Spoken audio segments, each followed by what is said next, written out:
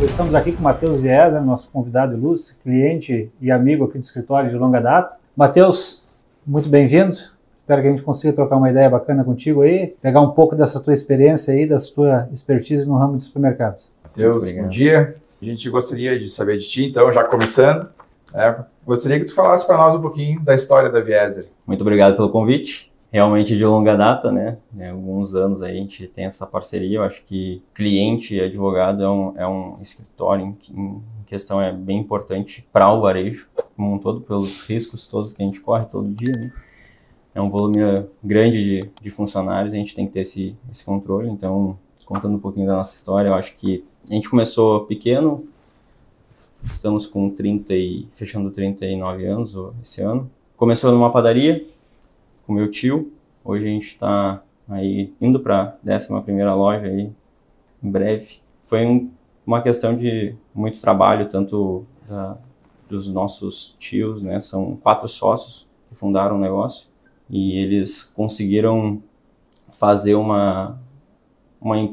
mini mercado virar o que é hoje, e com muito trabalho, muita dedicação, muitas noites mal dormidas, né? Porque são muitas pessoas que estão envolvidas no processo. Deixa eu te interromper um pouquinho, só te perguntar, como é que os filhos dessa geração ali, do teu pai e teus tios, viram a necessidade de vocês entrarem? Vocês que eu falo, você e teus primos, que entrarem na sociedade, entrarem para tocar o negócio junto, quando é que vocês resolveram que isso deveria acontecer? Isso foi um processo natural? Isso foi uma necessidade de renovação da empresa? Como é que isso surgiu para vocês?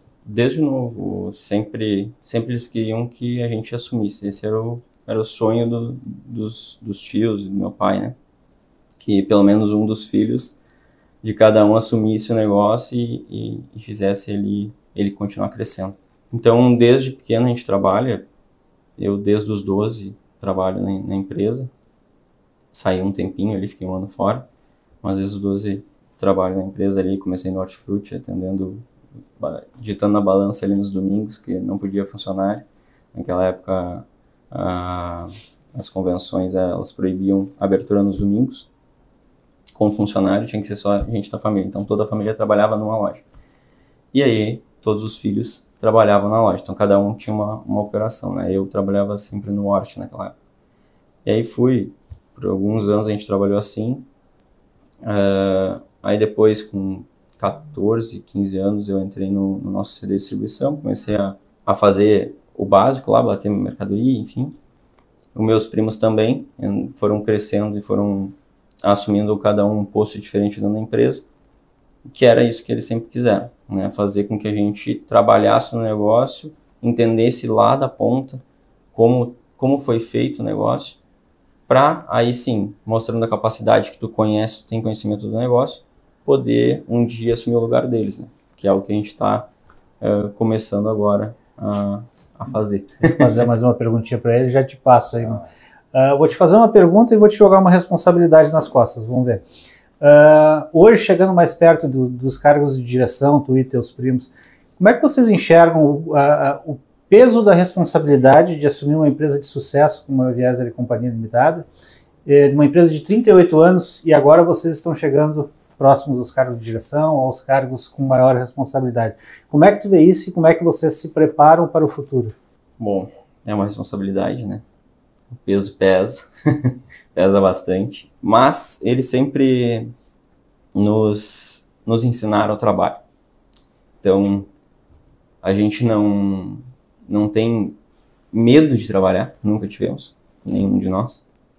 A gente sempre entendeu que a gente precisa aprender mais, não só o trabalho dentro do negócio, mas conhecer o todo, né? Como é que é fora do nosso negócio, para ver os impactos que isso pode gerar dentro do nosso negócio, para poder fazer ele crescer. E eu acho que a gente está preparado, óbvio que a gente está sempre buscando melhorar e agregar conhecimento, porque isso é importante. O nosso negócio, por mais que ele seja um negócio tradicional, o varejo ele é de certa forma muito tradicional, mas ele é muito complexo. São várias microempresas dentro de uma empresa grande. Tu tem que saber gerenciar e são muitas pessoas, né? Hoje a gente está com um quadro aí de 700 funcionários, 730 funcionários mais ou menos, e tu conseguir lidar com essas complexidades de empresas, várias microempresas dentro de uma empresa maior, é muito, muito desafiador, mas eu acho que a gente está conseguindo cumprir. A gente está hoje, a grande maioria dos nossos, eu e meus primos estamos já num cargo de diretoria já dentro do negócio, assumindo a frente em muitas posições, e a tendência é que a gente assuma ali na frente a empresa e eles realmente se aposentem, né? Eu acho difícil eles se aposentar, assim, parar 100%, mas realmente tirar o pé, né? Porque trabalharam pra caramba, fizeram a empresa ser o que ela é hoje, e agora tem que deixar com a gente também para seguir o negócio, seguir crescendo, organizado e trazendo mais sucesso e mais orgulho para eles também, né? Matheus, e como é que estão espalhadas as lojas hoje do Viesi? Hoje a gente tem 7 lojas em Canoas. Nós nascemos em Canoas. Nosso foco maior sempre foi Canoas, por justamente a gente conhecer a cidade, saber como ela se desenvolve e para onde ela vai crescer, né, ver oportunidades. Nosso nome, de certa forma, é forte aqui, tem uma representatividade boa com os clientes. Então, hoje a gente tem 7 lojas aqui, 2 em Esteio e uma em Porto Alegre. E vocês querem chegar onde? O céu é o limite, né? A gente tem que estar continuando crescendo. É uma questão que a gente sempre fala dentro da empresa. O nosso negócio ele não pode parar de crescer. Se ele para de crescer, vem alguém maior e nos derruba. Então, se o nosso negócio não continuar crescendo, a tendência é que ele não exista ou ele comece a andar para trás. E não é o que a gente quer, né? A gente quer continuar crescendo aí cada vez mais. O início era a região metropolitana, que é o que a gente está fazendo hoje, mas quem sabe lá na frente o Rio Grande do Sul, enfim, outros estados. E como tu vive, Matheus, o dia a dia, né, da administração dos supermercados? Qual é a importância que tu vê numa assessoria jurídica trabalhista, que é como a gente tem essa nossa parceria aí com vocês? Isso chama importância, né? São 730 colaboradores aí que a gente tem, e a assessoria ela é assim, de extrema importância mesmo, para o negócio prosperar e andar conforme tem que andar, para não ter riscos, porque hoje uma trabalhista, se não está medindo riscos, olhando todo dia aí as novidades e mudanças que tem no cenário trabalhista, né, acaba que pode quebrar uma empresa, uma ação trabalhista, 2, sei lá. Enfim, é uma coisa que a gente precisa estar sempre olhando, e eu acho que vocês, enfim, a gente já está há muitos anos junto e tem ótimos números, ótimos indicadores para mostrar também os nossos ganhos de causa, enfim. É nosso número baixo também, de certa forma, de causas trabalhistas, eu acho muito pela orientação que vocês passam. Óbvio que tem todo o trabalho dentro da empresa para fazer isso acontecer, que não é fácil, mas eu acho que se a gente não souber, não tiver informação do que a gente tem que fazer, a tendência de errar é muito maior, né? Não, e tu entende que o supermercado ele também tem que participar das decisões dos sindicatos, colaborar com os sindicatos, justamente para lutar, né, para brigar pelos direitos tanto dos empregados como dos empregadores, né? Quando das convenções coletivas, como é que tu enxerga? Olha, eu acho que é de extrema importância isso. E hoje, cada dia está mais difícil de conseguir agregar supermercados para que tenham esse entendimento da importância das convenções e dos sindicatos. Aproveitando o gancho da pergunta do Dr. Márcio, a gente sabe que tu é muito ativo na questão do associativismo, né? Participa bastante de outras entidades. Como é que tu vê o papel? Fala um pouquinho para nós da tua participação nessas entidades e como é que tu enxerga isso como importância para o crescimento do ramo supermercadista. Eu acredito que o associativismo, toda a questão de troca, ela é importante para qualquer empresa, né? Eu vejo que muitas vezes muitas empresas têm essa dificuldade de se integrar e trocar informações, porque acha que um vai roubar o cliente do outro, enfim. mas a nossa força no estado, principalmente, o supermercado ele é muito forte, o regional, tanto que olha quantos anos a gente tem o estado tem e quantas empresas multinacionais já entraram e nenhuma prosperou como prosperou em outros lugares, porque o nosso varejo regional ele é muito forte e ele é muito unido, né? E hoje eu faço parte da diretoria da Agas, faço parte também da diretoria da Rede 100 e eu acredito que isso faz com que a gente seja diferente dos outros estados na questão de união e de buscar coisas novas sempre para o setor, porque vai beneficiar todos, né? Se tu vai lutar sozinho, às vezes tu não consegue ganhar essa guerra, principalmente nas questões políticas, nas questões trabalhistas também, que são complicadas, são complexas, e a gente tem que estar sempre cuidando como a gente faz, quais as prioridades que a gente tem que dar.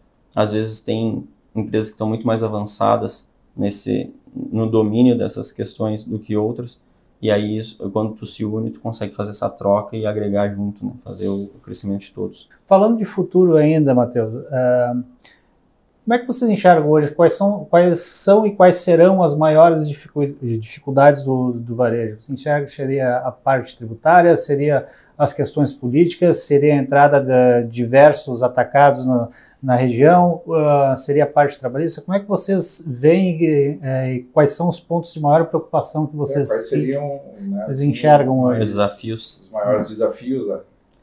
Sendo bem sincero, hoje o maior desafio do varejo como um todo, não só supermercadista, é a mão de obra.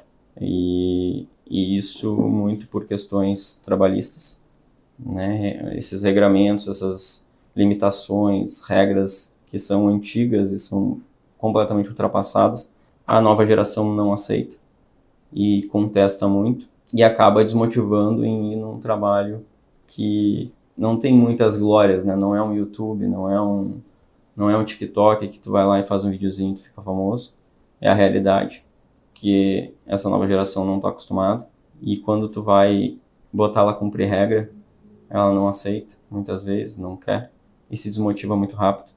Então, eu acredito que se a gente não tiver uma mudança aí trabalhista, de parte do governo, né, de parte de Constituição mesmo, na parte do trabalho, eu acho que vai ser bem complexo os próximos anos, como um todo, para todo o varejo que presta serviço, né?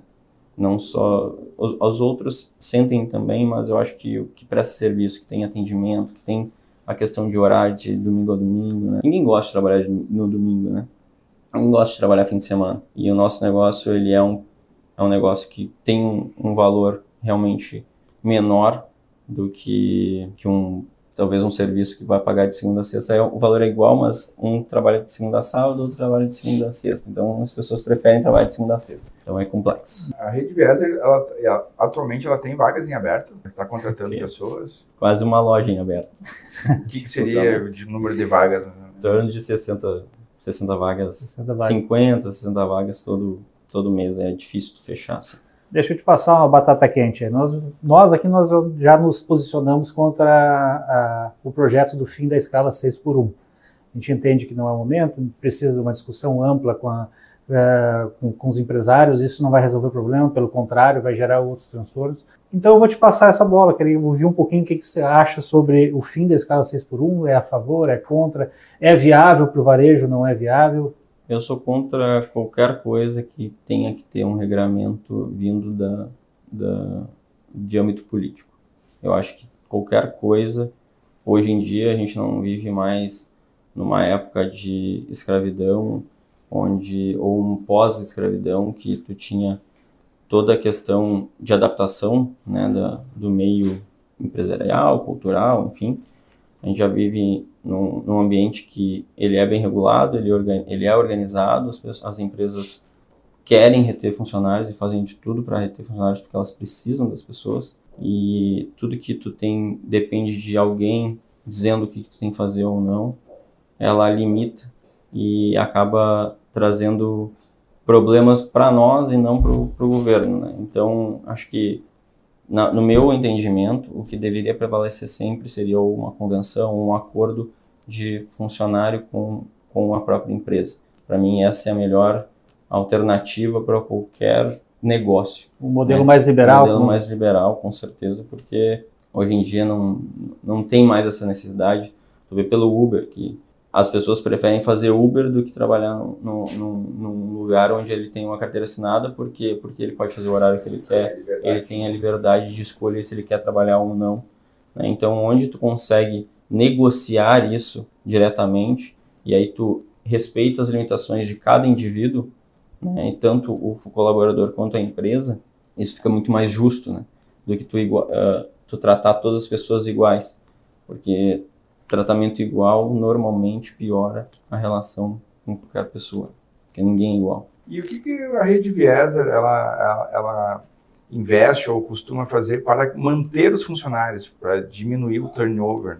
Olha, hoje a gente paga alguns benefícios a mais, a gente tenta ter um ambiente mais acolhedor, né?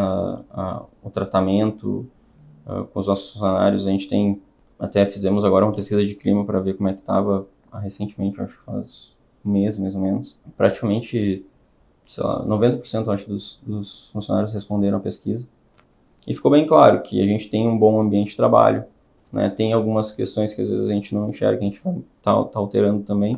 Mas o ambiente de trabalho ele tem que ser saudável, não pode ser uma questão de onde tem muita falta de educação, não tem respeito, né? Então, essa parte de relação acho que é uma das coisas mais que eu vejo que mais pesa hoje dentro da retenção de funcionários. Outra questão é remuneração, que aí tem a questão de ter um valor condizente com o cargo da pessoa e mais algum benefício pelo desempenho dela, né? Que hoje a limitação trabalhista também é complicado para fazer por desempenho realmente de trabalho. Eu vejo que uma dificuldade muito grande, abre muitas frentes para dar algum problema lá na frente, então a gente às vezes evita, né, fazer algumas questões por meta, enfim.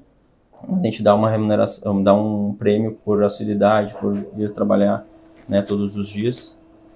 E é isso, acho que basicamente o que a gente tenta fazer é isso. A Rede Vieser teve alguma loja atingida quando das enchentes? A gente teve uma loja atingida, pouco atingida, graças a Deus, mas os nossos colaboradores foram bem atingidos. A gente teve 110 colaboradores que foram atingidos diretamente pela enchente. E dessa loja, principalmente, eu acho que foi a totalidade daquela loja ali foi atingida, todos os nossos colaboradores. Então a gente teve que abrigar, nessa loja que foi alagada, a gente conseguiu abrigar alguns, e outros a gente conseguiu ajudar eles a achar um abrigo ou foram para casa de parentes. Então a gente ficou com uma loja fechada ali 20 dias mais ou menos para poder... Vocês tiveram redução, em que pese as demais lojas não tenham sido atingidas, vocês tiveram alguma redução de faturamento significativa nesse período? Ou conseguiram manter mais ou menos? Não, a gente não teve redução pela questão de que muitas lojas fecharam, né? E as nossas lojas ficaram do lado que não foi tão afetado, teve só uma loja que foi do lado afetado. Então, como reduziu muito o número de empresas de supermercados abertos, a gente teve até um aumento de venda, mas foi, assim, até uma coisa que eu falei no dia que aconteceu todo o caos, né?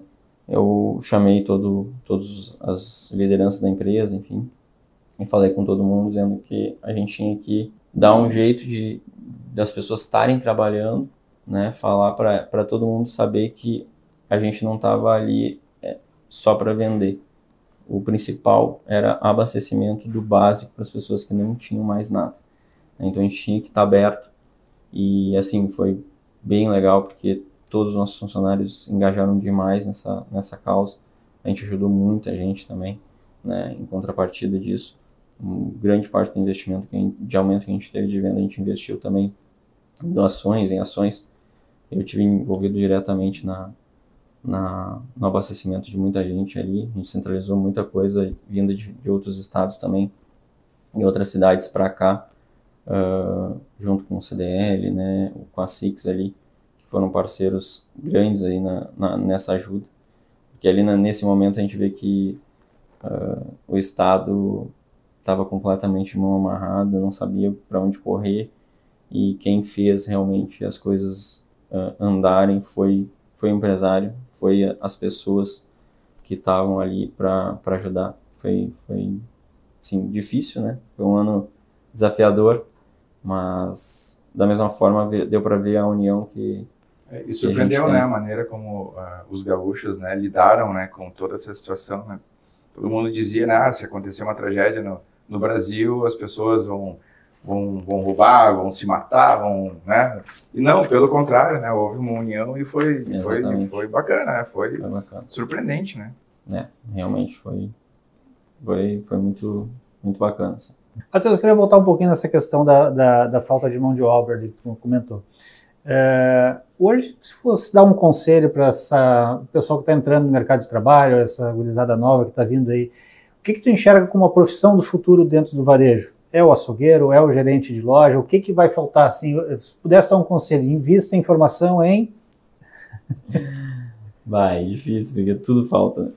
Tudo falta. Açougue, com certeza. Açougueiro é um dos cargos que eu acho que tem mais dificuldade hoje em dia de a gente conseguir. Gerência. Também qualquer cargo de liderança, na verdade, está muito difícil. Porque as pessoas, essa nova geração, ela não gosta muito de liderar. Ela tem uma dificuldade, são poucos que realmente entendem que isso é uma necessidade para poder crescer. Liderança como um todo, eu acho que são cargos, né, de liderança, enfim, gerência, chefe de loja, todos esses cargos são importantes e precisam de mão de obra especializada. E nesse sentido, Matheus, tu acredita que liderança se constrói, se molda, ou liderança se nasce com ela? Não, se molda totalmente. Se molda totalmente. É força de vontade. A pessoa que tem força de vontade, ela consegue qualquer coisa. Formação de líderes. A Vieser, ela tem esse costume de transformar seus líderes, de buscar pessoas lá de baixo e fazer com que elas subam na hierarquia. Sim. Como é que vocês trabalham essa parte? Nossa regra dentro da empresa é sempre procurar trazer de dentro da empresa a liderança. Então, hoje a gente tem formação de líderes, a gente tem pelo menos 2 cursos aí no ano que a gente faz com pessoas que têm perfil para ser liderança dentro da organização, independente de qual setor seja. E tem dado frutos, a gente está conseguindo fazer algumas pessoas subir para essa liderança, e também traz uma questão de as pessoas entenderem a importância da liderança. Por mais que ela às vezes não consiga ter o cargo da liderança, mas a importância daquele cargo e o que aquele cargo realmente faz, porque muitas vezes as pessoas acham que é só mandar, né? Que não tem que coordenar e gerir pessoas, que é uma coisa hoje muito complexa de fazer, e sempre foi, né?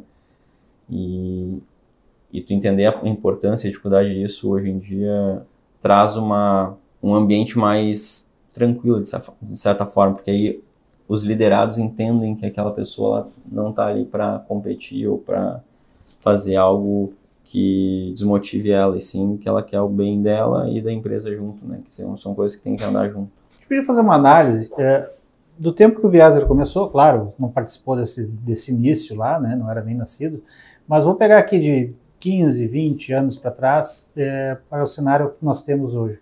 O que mudou no varejo? Quais foram os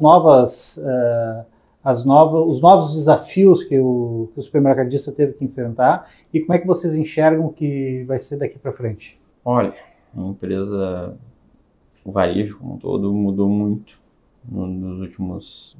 Tá aí, eu tô na empresa 20, direto, assim, tô há 20 anos, e já mudou bastante nesses 20 anos. E desde a época dos meus pais, dos meus tios, mudou mais ainda. Que é a questão de complexidade de negócio, né? O negócio ele começa a crescer e ele começa a se tornar mais complexo, as pessoas querem mais serviço, cada dia tem menos interação, de certa forma, cada vez a gente está automatizando mais as coisas, então as pessoas estão carentes também por isso, né? Então elas sentem essa carência de ter um atendimento mais humanizado. Então a questão de ter o atendimento, né, como um todo dentro do nosso negócio, e ao mesmo tempo que tu tem o atendimento, tu tem que evoluir com a tecnologia para trazer mais benefício para o cliente, porque hoje é um mundo globalizado, e antigamente não tinha, sei lá, 1/10 do que a gente tem de mix de produtos, né, diferentes. Hoje a gente consegue mix do mundo inteiro, a gente tem mercadorias, né, produtos do mundo inteiro das nossas gôndolas. E antigamente não tinha isso, né? Era muito mais difícil, era muito mais complexo. E essa globalização acaba trazendo vários desafios. Sana muito por tecnologia, que ela é fundamental para a gente evoluir, controles, mas a gente não pode esquecer daquela essência de atendimento ao público mais humanizado, que é o que o cliente procura no varejo, né? Senão ele compra online, que aí é sem interação nenhuma humana e acaba fazendo só a compra que ele precisa. E quando tu pega na loja, no supermercado, no varejo, tem muito essa questão do atendimento. Então, onde está muito frio, não tem tanta interação, o negócio ele se torna mais uma troca, né? Tu vai lá, tu compra, tu vende e tu se abastece e vai embora e tu não tem vínculo nenhum. Enquanto o nosso negócio como específico, que é varejo de conveniência / vizinhança, ele é mais nesse sentido, de ter um atendimento mais próximo. Aí tu vai pegar um atacarejo, já é mais diferente, né? Por falar em atacarejo, existem projetos, não existe? A gente sempre estuda, a gente sempre olha o mercado, mas no momento a gente não tem interesse de colocar atacarejo, por ser um negócio muito diferente do que a gente faz. E quando as coisas são muito diferentes, tem uma questão de mindset, sei lá, de mentalidade que é difícil de tu mudar. A gente nasceu da essência de atendimento, né, de ter um compromisso com o cliente, e tu trazer que é só uma troca, que é tu ter o preço baixo, o cliente vai lá, compra volume e vai embora, é muito diferente. Tu não presta um serviço de tanta qualidade quanto um varejo, e isso de certa forma incomoda a gente não sabe se a gente vai conseguir lidar com isso, né? E aí, se a gente não souber lidar, a gente vai virar um atacarejo gourmet que vai ser caro e ineficiente, não vai trazer o que o cliente quer, né? E vai gerar ineficiência para o processo.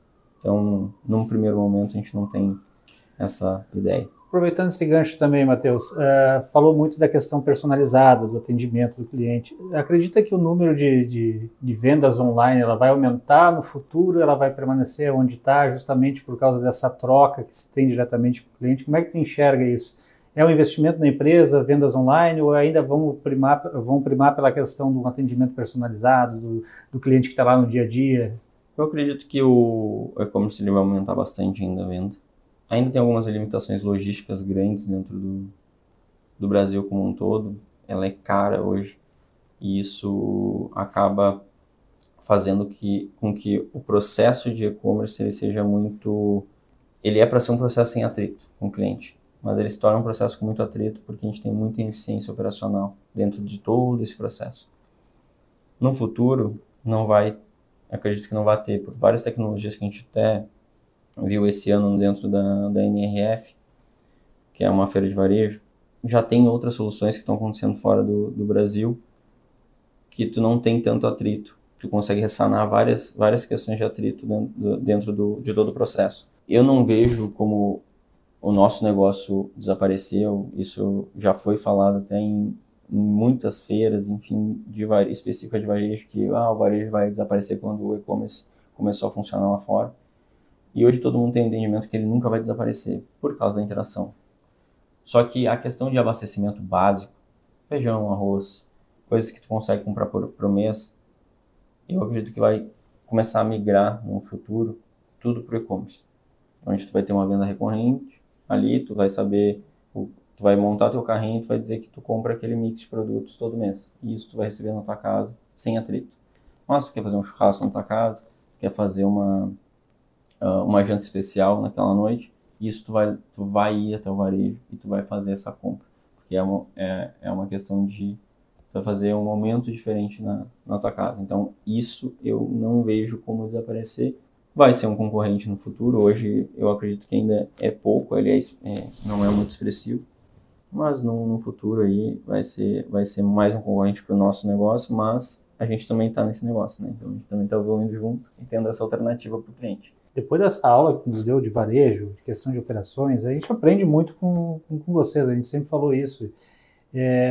Queria voltar um pouquinho para a questão da justiça do trabalho, voltar um pouquinho para as dores, falar das coisas boas que nos emotivam. Como é que ele enxerga hoje uma visão da justiça do trabalho, das decisões da justiça do trabalho, se elas estão de acordo com os anseios empresariais, ou ela ainda mantém uma visão mais protecionista do trabalhador, que ainda dificulta as atividades? Como é que enxerga hoje, assim? Nossa, um delicado, né? Mas eu vejo ele muito protecionista ainda, muito enviesado. Hoje a gente tem, óbvio que tem empresas que erram e erram feio em toda a questão trabalhista, mas hoje é muito fácil de entrar na justiça, né? Tu não tem penalidade, tu não tem risco, não tem nada. Simplesmente o trabalhador pode pegar e entrar sem consequência. E isso gera um excesso de carga de trabalho, tanto para os juízes quanto para os advogados, que gera uma ineficiência, né? Botam muita mentira, enfim, que tu consegue muitas vezes comprovar, mas não são, a grande maioria das vezes não são nem punidos por isso. E isso gera um descontrole processual, enfim, que gera ineficiência para todo mundo e gasto para todo mundo, né? Todo mundo perde com isso. Então, se fosse mais sério, tendo um estudo mais aprofundado de cada empresa, tendo as punições para os dois lados, não adianta só a empresa ser punida, né? Quem está fazendo uma ação, ela tem que ter a ciência que a justiça ela tem dois lados, não é 2 pesos e 2 medidas, né? É uma balança, justamente tem que ter um equilíbrio. E quando isso perde esse equilíbrio, que hoje em dia eu vejo muito dessa forma, a balança está pendendo demais para um lado, que gera uma ineficiência como um todo do sistema, né? Nesse cenário ideal que você comentou antes ali, de uma política trabalhista mais liberal, como é nos Estados Unidos hoje, que o contratado é o que vale, o que acertou com o funcionário é o que vale. Você acredita que nós vamos conseguir chegar no Brasil ao estágio que hoje os Estados Unidos têm nas relações trabalhistas, de uma liberalidade plena? Eu acho que isso seria uma utopia no Brasil, isso. Eu acredito que sim. E eu acho que não está muito longe. Pela questão, principalmente, da nova geração. Porque eu não vejo eles aceitando isso. E vai chegar num momento onde as empresas não vão mais conseguir contratar. Que é de certa forma, o que está acontecendo hoje, né? Vai ter muita informalidade, vai ter as pessoas fazendo, né, tudo de outras formas. E eu acredito que eles vão forçar os políticos a mudar isso. Não sei se vai ser para um lado bom ou para um lado ruim, porque eu não sei se vai chegar nessa questão de ser acordos entre a empresa e o colaborador, mas que eu acredito que vai mudar do jeito que está hoje, eu tenho certeza disso. Não sei ainda o tempo que vai demorar isso, mas eu tenho certeza que vai mudar, porque se continuar dessa forma, não vai ter mais ninguém para trabalhar. Essa é a minha visão pela essa galera que está entrando hoje no mercado de trabalho. Mas contribuindo, esses tempos estava num evento também e tinha pessoas da indústria, do comércio, de prestação de serviço, de todos os segmentos. E a reclamação, a queixa era a mesma. Falta de mão de obra, falta de gente para trabalhar. Talvez essa tua visão de futuro, essa tua visão liberalista aí, venha a suprir isso. Eu só não sou tão otimista que isso vai ser um processo tão rápido assim. Acredito que vai demorar um pouco ainda, mas acredito que inevitavelmente vai ser o caminho daqui para frente. Claro, não vou dizer assim rápido, que eu digo, sei lá, 8 anos mais ou menos, para trocar aí uns 2 governos ainda, para ter essa mudança. Porque não tem... hoje o jeito que está muito... É que a legislação atual ela não acompanha a evolução do mundo, né? Exatamente. Então... Ela é muito trancada, enfim. Ela é velha. E não é um velho atualizado, é um velho desatualizado. Vai ter que ser mudado isso. Matheus, o que a gente observa, assim, de longe, quem observa a Viesa Companhia, do que a gente tem um orgulho de acompanhar durante muitos anos ali, né? Um grande mérito que tem a diretoria antiga com a diretoria nova que está entrando de vocês aí, é a aceitação às mudanças, de não se trabalhar mais como se trabalhava há 30, 40 anos atrás, engessado, aceitando a visão de vocês que estão entrando agora, de ti, de teus primos, e isso acho que é uma das fontes de sucesso, porque a gente acompanhou também muito supermercado que ficou no passado, não evoluiu, e não conseguiram expandir, não conseguiram evoluir seus negócios, e vocês não, vocês estão aí voando no mercado, tenho certeza que vocês vão chegar aí num número grande de lojas muito em breve. Cada ano vocês têm aberto uma loja em média, né? Então eu acredito que aí daqui a 10, 20 anos vocês vão ter mais 20, 30 lojas aí pela frente aí.